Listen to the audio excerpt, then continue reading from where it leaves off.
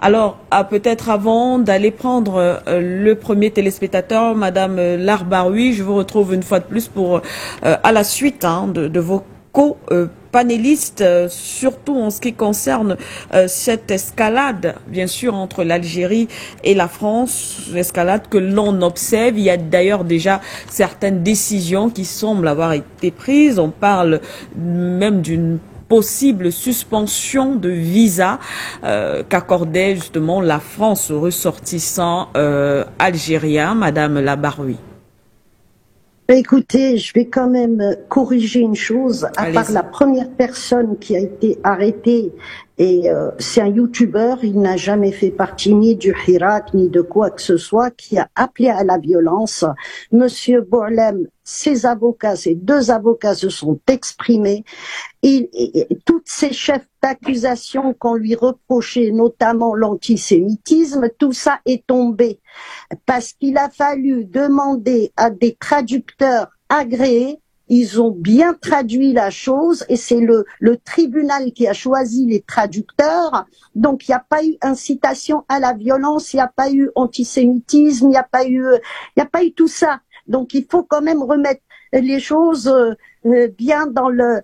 Ce que la presse française dit, c'est qui? C'est la presse de l'extrême droite qui s'exprime, parce qu'il y a eu d'autres personnes qui se sont exprimées et qui n'ont pas donné raison à ceux qui ont décidé de l'expulsion. Donc, il y a déjà ce point. Deuxième point, on n'est pas dans une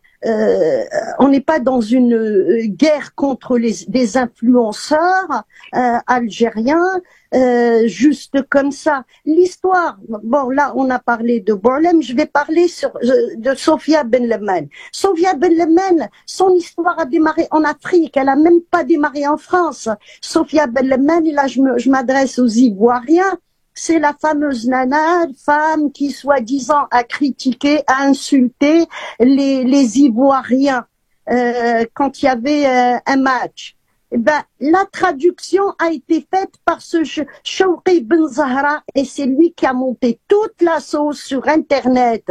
Parce que Sofia Ben Lemane s'était adressée aux Algériens pour dire remercier Dieu parce que on a quand même un pays qui avance. Et puis quand je vois l'état de l'Afrique, ça me fait mal au cœur. Il serait temps que l'Afrique se libère. Et Chouki Ben Zahra, il a modifié tout ce qui a été dit et ça a été diffusé en masse sur des réseaux africains. Et Sofia Ben Lemane, la police ivoirienne a fait croire qu'elle était expulsée. Mais en réalité, ils l'ont mis dans un avion en direction d'Alger pour la protéger parce que tout était un mensonge. Nous aussi, les Algériens, et je le dis souvent, nous avons nos traîtres. Chouki Ben Zahra a été recruté par les services secrets à la place de la République, comme ils ont essayé de recruter d'autres. Et tout le problème est là. Vous avez presque 6 millions de binationaux. Vous avez 1 million de personnes qui ont des cartes de séjour. C'est un poids énorme. Plus des Algériens qui ont la nationalité italienne, espagnole, même polonaise, tout ça. Beaucoup d'Algériens sont partis à l'époque soviétique, dans les pays de l'Est et qui ont aujourd'hui ces nationalités. Mais cette masse de personnes d'origine algérienne pèse dans la politique française et c'est pour cela que quand il y a des autorités françaises qui s'expriment sur la communauté algérienne, ils disent bien cette communauté ne concerne pas que le ministère des Affaires étrangères. Ça concerne le ministère des Affaires de l'Intérieur. Pourquoi le ministère de l'Intérieur? Parce que, il y a cette mouvance d'Algériens qui a le droit de voter, qui a des sociétés, qui sont chefs d'entreprise aujourd'hui, qui sont ingénieurs, qui sont médecins. Il y a presque 20 000 médecins. Le chiffre exact, c'était 18 000 et quelques. je crois qu'il a augmenté depuis 2 ans, des médecins algériens qui sont même spécialistes. Donc, il y a des ingénieurs, donc toute cette masse-là qui s'est fondue, on oublie de parler d'elle, on va parler de quelques dealers qu'il y a dans une cité à qui on n'a pas donné la chance. J'ai subi le racisme, je l'ai subi. Et j'ai monté ma boîte. Quand on s'appelle Larbaoui, quand on s'appelle Ahmed, quand on s'appelle, le CV est jeté. On nous demande d'être des bons Français, mais on nous donne pas la chance du français. C'est ça le problème. Donc quand j'entends qu'il faut s'intégrer, nous sommes intégrés. Nous sommes intégrés. Toutes les manifestations qui a eu place de la République, la demande à la préfecture a été faite. Et le jour où la préfecture, pour des raisons de gilets jaunes, sont venus nous dire, vous avez eu l'autorisation, mais malheureusement, vous ne pouvez pas rester, ils nous ont expliqué ce qui se passait, nous avons quitté la place de la République tranquillement, il n'y a pas eu un seul incident. En 2 ans de manifestation, place de la République. Donc je ne peux pas laisser dire que on s'intègre pas. Non, nous avons presque plus de 8 millions d'Algériens en France. On va parler, allez, on va dire il y a 50 000 dealers, il y a 50 000 malfrats. Et les autres, on en fait quoi? Aujourd'hui, l'Algérien, quand je parle de la libération de l'Afrique, et j'insiste sur l'Algérie, c'est pas parce que nous sommes plus courageux, non. Il y a la proximité du monde occidental. Entre l'Algérie et l'Espagne, il y a 170 kilomètres. Entre l'Algérie et l'Italie, il y a 210 kilomètres. Donc, s'il y a quoi que ce soit, nous sommes proches. La France n'est pas loin non plus. Cette bataille entre l'Afrique et les pays occidentaux, elle n'a pas démarré avec l'empire colonial français ni anglais. Avec les Algériens depuis la Numidie, depuis l'Empire numide, que nous subissons les attaques des Occidentaux. C'est pas l'Algérien qui est parti envahir la France, c'est le Français qui est venu nous envahir, c'est le Français qui est venu nous piller. Il faut arrêter de mettre le bourreau et la victime. Quand on dit que l'Algérie n'existait pas, 83 traités ont été signés entre le royaume d'Alger et le royaume de France. Et il y avait une crise économique qui était là. Donc il fallait faire même basse sur les trésors d'Alger. On a tout vécu en Algérie. Ce qu'ils ont fait dans toute l'Afrique, nous en Algérie, on l'a eu. Jusqu'à la bombe nucléaire on a ramené des prisonniers, on les a attachés, on a explosé des bombes.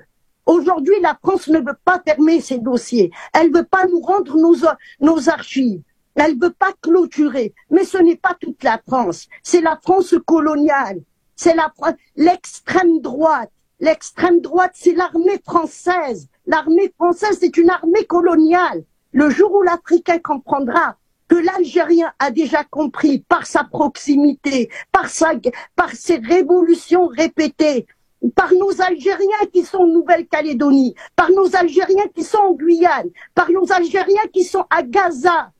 La France a expulsé des Algériens en 1920 vers Gaza. Aujourd'hui, ils subissent les bombes. Il faut arrêter avec cet empire colonial, mais pour arrêter, il faut aller voir les véritables sources et les véritables informations. Voilà, c'est pas par la propagande de l'extrême droite. Nous n'avons pas des problèmes avec certaines personnes. Ségolène Royal s'est exprimée. Elle a dit des choses, on l'a contredite. Il n'y a pas qu'elle qui s'est exprimée. Et pourtant, je ne suis pas de gauche. Donc il faut. Le problème de l'Algérie n'est pas uniquement Sofia Belleman ou Bourlem. Qu'est-ce que vous savez sur la mosquée de Paris et qu'on essaye de nous prendre cette mosquée depuis Sarkozy. Qui a fait les accords d'Abraham? Ce n'est pas Trump, c'est Sarkozy qui a commencé quand il a créé son espèce, déjà comment ça s'appelle, le Conseil des cultes musulmans. Il ciblait la mosquée de Paris parce que la mosquée de Paris est pacifique et elle est là pour tous les Africains, tous les musulmans africains. La Choukaï Ben Zahra, il vient sur un plateau télé pour dire, non, la mosquée de Paris est impliquée, mais qu'on nous donne des preuves. Mais le problème, pourquoi on veut impliquer la mosquée de Paris?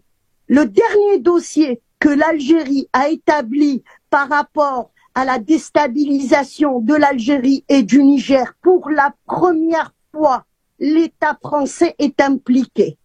Et ce dossier pèse très lourd. La France est impliquée par ses institutions qui sont en Algérie et par son ambassade dans une tentative de déstabilisation avec des groupes terroristes dans le Sahel. Et c'est depuis cette histoire qu'on s'acharne sur nous, parce qu'on veut négocier. Et l'Algérie ne veut pas négocier par rapport au problème de terrorisme. Il y a 2 jours, ils ont fait passer par ce dossier justement une loi à l'ONU. Ça, les journalistes français, ils ne parlent pas de ça. Ils ne parlent pas de ce qui s'est passé à l'ONU et ce que l'Algérie a réussi à faire passer comme loi. Il faut qu'on définisse ce que c'est que le terrorisme. Donc, il y a déjà ce point qu'on n'arrive toujours pas à régler. Il y a aussi un autre dossier. Donc,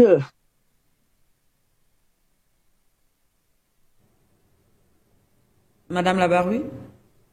oui, il y a un autre dossier qui concerne aussi les binationaux et la loi 68. Quand la loi de décembre 68 a été faite, elle était contre le peuple algérien et contre l'Algérie même. C'était pour essayer de faire une 5e colonne. Aujourd'hui, la France de droite, de l'extrême droite, a compris qu'elle a échoué de faire de nous une 5e colonne. Mais l'Algérie ne nous demande pas non plus d'être agressive envers la France. Le jour où l'ambassadeur s'est exprimé, justement, il a parlé à cette diaspora pour dire « impliquez-vous davantage dans la vie politique française ». Et puis, vous vous considérez en Algérie comme Algérien, mais en France, il faut vous considérer comme Français et commencer justement par vous intégrer dans la loi politique. Eh ben, ça a explosé de tous les côtés. Et puis, il a fallu rappeler l'ambassadeur parce que c'était plus possible. Donc, il y a aussi autre chose. Monsieur a cité les noms, les gens on veut pas expulser. C'est le président de la République algérienne qui s'est exprimé carrément sur ce sujet. Il y avait 94 dossiers. Une partie de ces gens-là ont été expulsés et l'ambassade avait donné l'autorisation de les expulser. Une vingtaine de personnes, dont ces 94 personnes, l'Algérie n'a jamais pu établir qu'ils étaient algériens. Ils ne sont pas algériens, ils ont pris des fausses identités. C'est des gens qui venaient de l'Irak et de Syrie, des Dawaesh. Et il y a 26 dossiers concernant des Algériens, 2e génération, qui n'ont jamais connu l'Algérie, qui se sont radicalisés en France. Donc l'Algérie n'a pas voulu les récupérer. Ils n'ont pas d'attache en Algérie. Leurs parents sont déjà là, leurs parents sont déjà français, ils se sont radicalisés en France. En Algérie, pendant les années du terrorisme, on a eu des gens qui étaient venus de France. Non, notamment, il y en a un, comment il s'appelle un chef qui était dans le Sahel, celui qu'on appelait Monsieur Cigarette, j'ai oublié son nom. Sa mère était française. Eh ben, il était en Algérie comme terroriste. Le jour où il a fallu le liquider, ben là, il était en confrontation avec l'armée algérienne. Ils l'ont tué, mais ils n'ont jamais demandé à la France de le récupérer parce qu'il avait également la nationalité française. On a des radicalisés qui ont la nationalité française. Ils sont en Algérie, on les a chopés en Algérie, ils se sont radicalisés en Afrique. Maintenant, la France nous demande de récupérer des gens qui n'ont jamais connu l'Algérie et qui sont partis de Paris jusqu'à Damas pour rejoindre les Dawaesh. On nous demande, ça c'est pas à moi de le traiter, ça c'est entre 2 États. Et on ne peut pas envoyer un Moussa Darmanin, parce que peut-être que vous ne le savez pas. Oui. Hein, ça aussi, c'est une provocation. Moussa Darmanin, c'est pas Gérald Darmanin, c'est le petit-fils d'Harki. Comment voulez-vous? Il y a 2/3 des Français qui ont des rapports avec l'Algérie aujourd'hui, notamment tous ceux de la France-Afrique et tous ceux, ces anciens Harki. Si vous voulez vraiment traiter un dossier convenablement, vous envoyez un Harki, petit-fils d'un Harki. C'est pas possible, ça. Pour revoir toute cette politique. Nous sommes pour calmer le jeu. Moi, mon fils se marie cet été avec une Française. J'ai des cousins qui sont moitié-moitié. Nous avons toute l'Afrique aujourd'hui. Il n'y a pas un village en Afrique qui n'a pas des liens de sang avec la France. Il n'y a pas un Algérien qui n'a pas des liens de sang avec la France. Donc, même chez vous, hein, au Cameroun, il y a beaucoup de mariages mixtes. Il faut calmer le jeu. Et ce n'est pas avec une extrême droite qui travaille même contre les intérêts français qu'on peut calmer le jeu. Ce n'est pas possible. L'extrême droite, tout le monde sait ce qu'elle est de guerre. Je crois, elle est née pendant la guerre d'Algérie. Donc cette 5e République, on devrait un petit peu revoir tout ça. Donc l'extrême droite qui fait du mal à la France, ce n'est pas l'Algérien. Et tous les Algériens qui vivent en France, moi j'ai payé des impôts, peut-être plus que certains Français même. J'ai eu 2 boîtes à Paris. Donc on me demande de m'intégrer. Mais je suis des Algériens. On va intégrer une poule dans une cage de lapins. Nous sommes tous des êtres. L'intérêt de la France me concerne aussi bien que tous les Algériens qui vivent en France. Parce que ma retraite, je vais la prendre ici. J'ai vécu depuis 88 ici. Donc l'Algérie, je ne connais pas vraiment. Et quand je sors faire mon hirak, c'est pour défendre les intérêts de la France également. Et pour casser cette extrême droite qui est là pour détruire la France, qui a vendu l'armée française à l'OTAN. Et ça, c'est honteux. L'Algérien ne veut pas vendre son pays pour l'OTAN. C'est ça tout le problème. Et l'Algérien, s'il veut se libérer, il faut que toute la... Merci.